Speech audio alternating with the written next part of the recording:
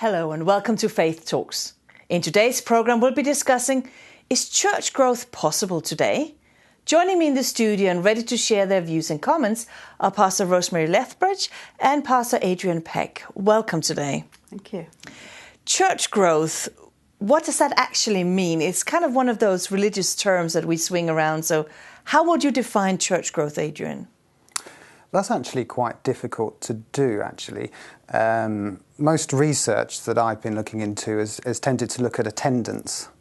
And when you start to move beyond attendance and make it feel more real, that's when it starts to become a struggle. Because, of course, God says to Samuel in 1 Samuel 16, I think it is, that God looks on, in the heart. And we obviously can't do that. So there are many factors to take into account when you look at church growth. So attendance could be a limited measure, and it's often the easiest one to look at. There's also the quality of discipleship, the quality of the people that are there, the quality of their fellowship, interaction with each other, interaction with God. So it's actually difficult to define, academically at least. There seems to be many factors playing in, and you were mentioning the word discipleship. What does that mean, Rosemary? For me, it's letting God be in the driving seat of your life, maybe accepting his views on how to live, how to interact with other people, as well as accepting him as a saviour. So it's that process by which we become more and more walking in parallel with him, having those attitudes and mindsets that he has. That to me is discipleship. And it means that there's no such thing as Christian and non-Christian, because we're all on this journey. So you're talking about church growth, something we try to measure, but we really can't measure. So how do we actually look at church growth today? Is it important if we can't measure it properly? I'm not sure you can say you can't measure it, but I think you just need to recognise the limitations with how you're trying actually to do the measuring. Because attendance, for instance, which as I said is the easiest one, is I think it's a valid way of looking at church growth. If people are going through the door of a church building, that's a valid way of looking at things. You just need to recognise what you're actually measuring, I think. But when we look around, and we are here in Britain, when we look around Britain, church attendance is on the decline. So church growth, is that relevant today, Rosemary? I would like to look at what we mean by church, because I think that we have become hidebound by centuries of doing church in a particular way that many people maybe feel is no longer relevant to their lives. And yet, if you think the issues that Jesus dealt with when he instituted this organisation, they were dealing with issues of poverty and injustice and bullying and what's the word when you cast people out of society? Marginalised people. He tackled these issues, and they're as relevant today as they have ever been. And so if we can only look at what we mean by church and maybe even reinvent it, maybe we have a chance of interesting people again. So you're actually suggesting a redefinition of how we perceive church. Yes. Because, I know, Adrian, and I want to come back to that, Rosemary, but Adrian, you've done some research about church growth and where it is successful in this country. Tell me a little bit about, is there church growth in pockets in England?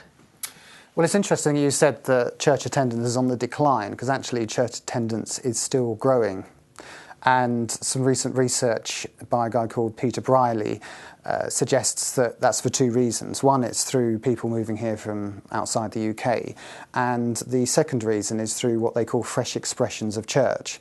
So actually that's halted the decline. And the other thing to take into account with this is that there are some areas where there is decline, but there are other areas where there is growth. It's not just a blanket, the church is in decline or growing. It's up and down in different areas.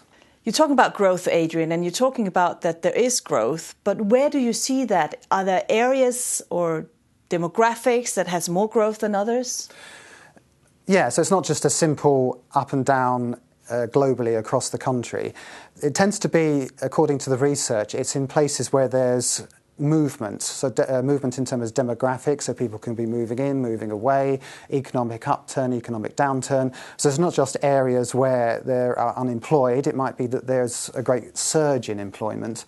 It's as long as there's movement, that seems to encourage people to think about their faith. And I think it's interesting that it's not just in areas of poverty and where there are problems, it also can be where there's good things happening. One of the things you mentioned was doing church in a creative new way. And Rosemary, I know that that's something that you try to do in your church community as a pastor. Tell me a little bit about how you are redefining church in your area. I believe that we are all on this journey where we let Jesus take control of our lives and redirect our thinking, our attitudes, our behaviours. And so what we have tried to do in my own church is say, well, how can we facilitate that? And very often in the past, we've said, come in, join us, believe this set of beliefs, behave in this particular way, and then you can be part of our church. What I'm now saying is that together we can make a difference to our community in Jesus' name. So with something like, this T-shirt that I'm wearing, it stands for Totton, which is the town in which I live, Random Act of Kindness Club. So working together with counsellors, with head teachers, with heads of community centres, we can get together, even with local businesses, and say, how can we make a difference to our town by doing random acts of kindness? And people can get on board and be part of our church family in doing things like that before they even maybe consider whether they want to believe some of the same things that we believe. So there's more togetherness, more inclusivity, and giving people the option to discuss their doubts very openly, just to say, I don't want anything to do with God, so please don't try to talk to me about God. Although what I have found with people is that they say, well, maybe the way you see God is different to the way I see God. And maybe we can enter into some dialogue as to maybe a clearer picture of what God is really like. So I have to come back to your random acts of kindness, because I think that just sounds absolutely amazing. What are some of the random acts of kindness you've seen or your community has been involved with that was really strange or different? I don't know about strange or different, but, we've got several guerrilla gardening projects going on. Whatever people have an interest in, we can organise something around that. So it could be just simply litter picking. Recently, we decided to write find all sorts of statements from really important people down through the ages that are encouraging, life-changing comments. And we tucked them in books and things in the library for people to just, when they opened up the book, oh, look, what's this? So having a little bit of fun, dropping flowers around to somebody who totally doesn't expect it, just being aware of your community around you and how might I do something, even if it's only for 2 or 3 minutes today, that makes my community a better place to live in. So organised as well as just raising awareness of what's going on in the town. And that falls a little bit into some things you've been researching or looking into, Adrian, where you're talking about the importance of connections and being connected. Is that something you can share a little bit about? Yeah, the churches that are growing intentionally try and connect to people. It's interesting that one of the churches that I researched, they were running a toddler and parent club in one of their local communities, and the local community absolutely couldn't understand why they were doing this for nothing. It was just completely against the local culture. And the result that came out of that is that 8 people, completely un-Christian, became Christian and got baptised and joined their church just from that one act. But I think it's only fair to say that we don't do these things because we want people to be baptised and to maybe take the decision that Jesus is going to be part of their life. If you look at Jesus' life, and I think more and more we need to look back at what Jesus did. He was a revolutionary character. In the town he lived in, he made a huge difference to them. And if we look back to what Jesus did, on one occasion he healed 10 people of a socially unacceptable disease that totally destroyed their lives, and yet only one person sort of comes back to him and has anything further to do with him as a result of that. So I think it's important that we are the hands and feet of God in very much the way that Jesus was when he walked on this earth. And I will make a difference to you if I possibly can do so. I'd love to tell you about the God who motivates me, but I will still, help you regardless of what you decide to do. That's your decision, not mine to make. I think people will see through you if you're trying to connect to them with an ulterior motive. Yes. And even though I mentioned that example, the church, when I spoke to them, their leaders were very keen to emphasise the fact that they weren't trying to generate a sales force amongst their members. They were just doing it because they wanted to improve their local community and impact the local community. And I think you're right. If you start doing it for ulterior motives, people start to see through it very quickly. But I think, if we're going to be a little bit harsh as well, it sounds very lovey-dovey. Surely you should be doing it to convert people. Otherwise, why church? Well, that's an interesting, I don't know what Adrian's going to say, but, Jesus himself said, people will know that you're my followers if you love other people. And that love is not the lovey-dovey romantic love of the Mills and Boon fiction. I believe it is about a lifestyle that is geared to thinking about the other person, opportunities to help, how I spend my money, am I making a difference? Thinking about environmental issues, things like the Ebola crisis and things like this. We are there to make a difference, both now and Jesus makes a difference for all eternity. But that comes into you talking about being also loving people and being available and being there. In your research and what you've been sharing before, Adrian, in your presentations, is that growing churches are those that have an invitational church culture and include visitors in their thinking. And I want to say, Adrian, really, are we not all churches wanting our visitors or wanting people to come and visit our churches? What do you mean by this? I suppose the challenging and cynical answer to that would be to talk about the visitors' days that we tend to have at church. And they would be those occasions where we put great amount of effort into the service. We'll, metaphorically and sometimes literally in some cases, roll out the red carpet. And the message we send to ourselves and to the people we're inviting is that the focus on visitors is just for that day. And we're not saying that visitors aren't welcome on the other days of the year, of course not, but the focus isn't quite there. And I think it's very difficult for us to move away from the idea that we're running an Adventist church for Adventists. And I think moving it a bit more towards running an Adventist church that is inclusive of visitors is actually a big step for us and is actually outside the way we normally think. Can I just interrupt then and say that in our church we have tried to make sure that we understand that we are to be of service as well as to have a church service. And we've even changed the way in which we do our church services.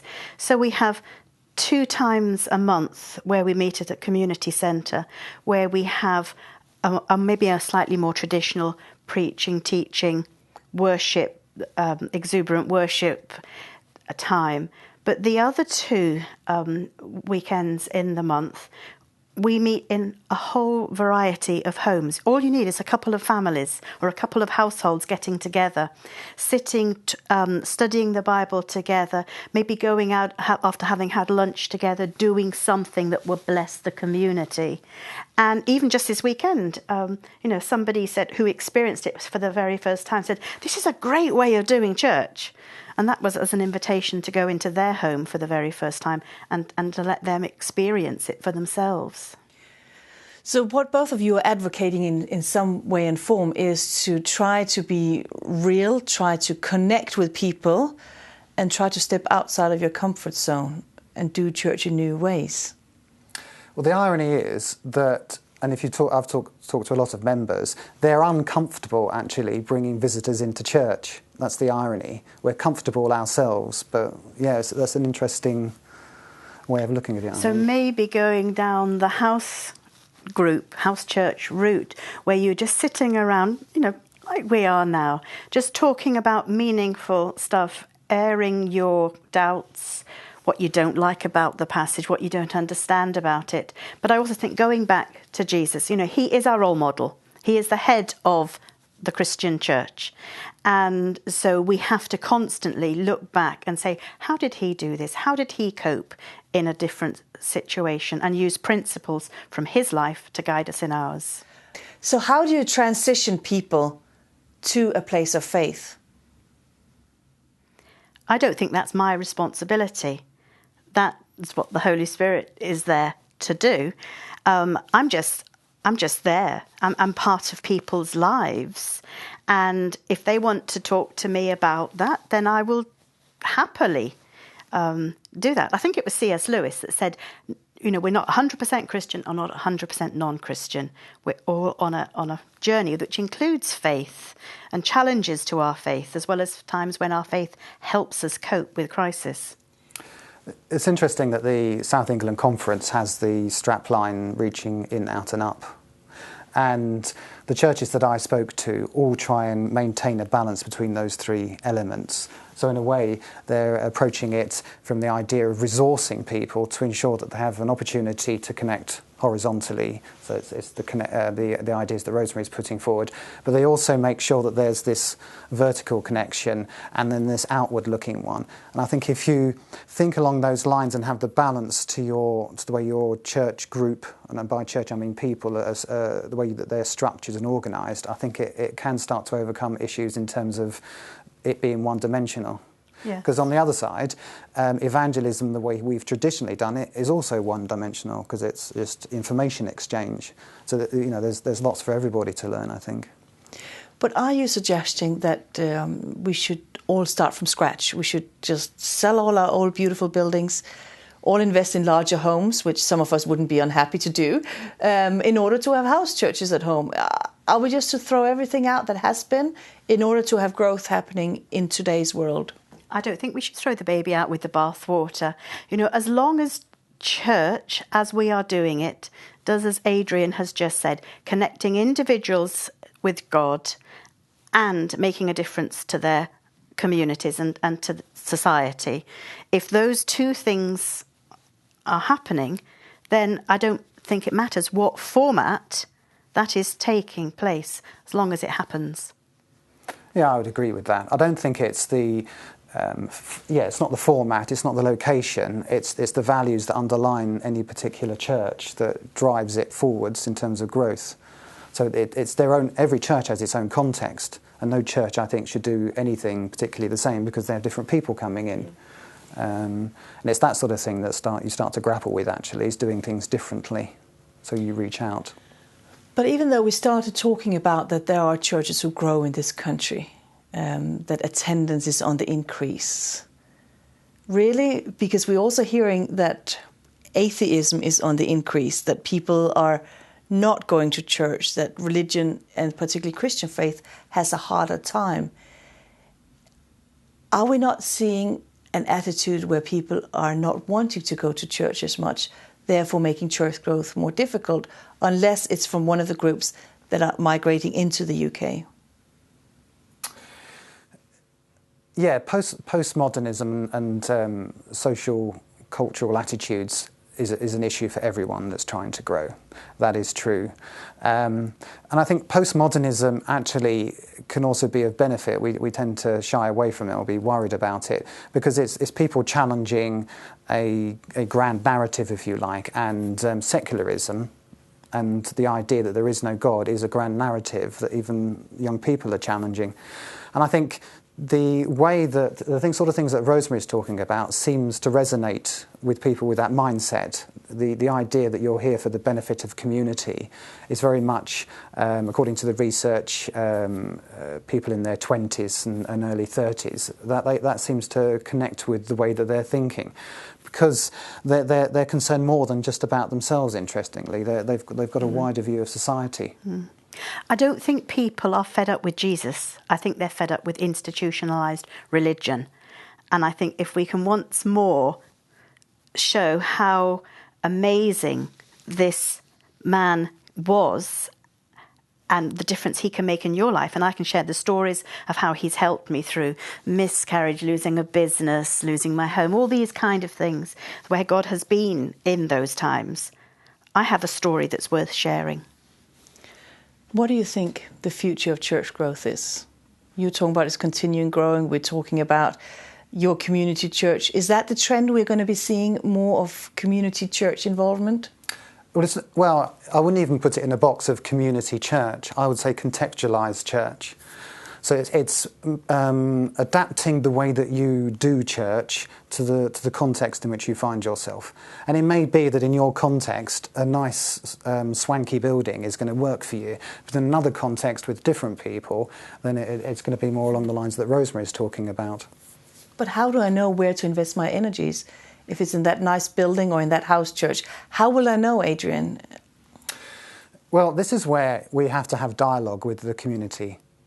And you can do that in a few ways. And I'm a great believer in, having done the research, that you need to dialogue with your friends, families and colleagues that aren't yet in the church. And that starts the dialogue going. And then you can do some of the community building stuff that Rosemary gets involved in.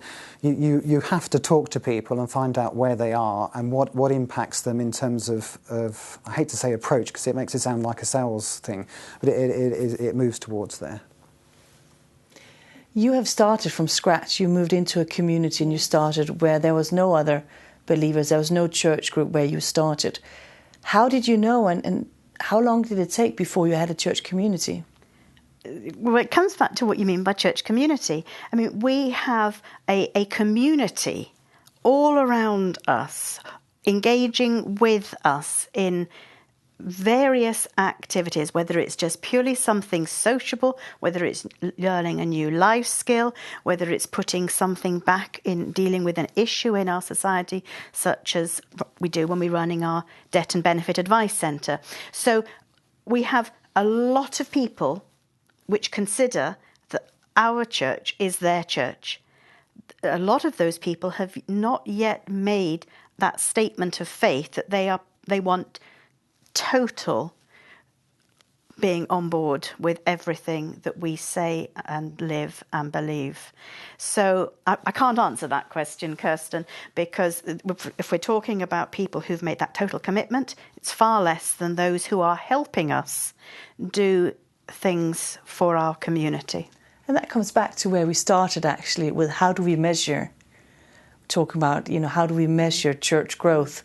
Because you're suggesting that perhaps it's not just by those who have made the final commitment to being a Christian, but those who are already journeying in the periphery of the church group, if you don't want to say community, that they are also impacted with faith. You're starting up, Adrian, in a church that you've moved up to. How do you see church growth growing from a traditional, because you've come from a blank canvas, you're starting in churches that already exist. How do you inspire church growth there? Well, I've started to speak to people just to try and see if we can get an invitational culture going, because that's the simplest way forwards, I think. And it gets you to start to think about how you can make the church accessible. And making church life accessible and making your life accessible at the same time, I think, is a route into doing this that's not quite so radical as where Rosemary's coming from. Because it also forces you to start doing some dialogue. You need to start talking, what do we need to do to make it accessible? You need to ask people that in a roundabout way. I think Jesus was about connecting with people and trying to reconcile broken relationships, whether that's with humans or with humans and God. And I think as long as that passion for people is part of your church life and your value that you live, I think you're going to see growth. I want to say thank you to both of you for coming into the studio today and talking about church growth from such a passionate place of experience as well. And why not add your voice to the debate by joining us on our Facebook page @Faith Talks. We'd love to hear from you. And thanks for watching, and we'll see you again next time.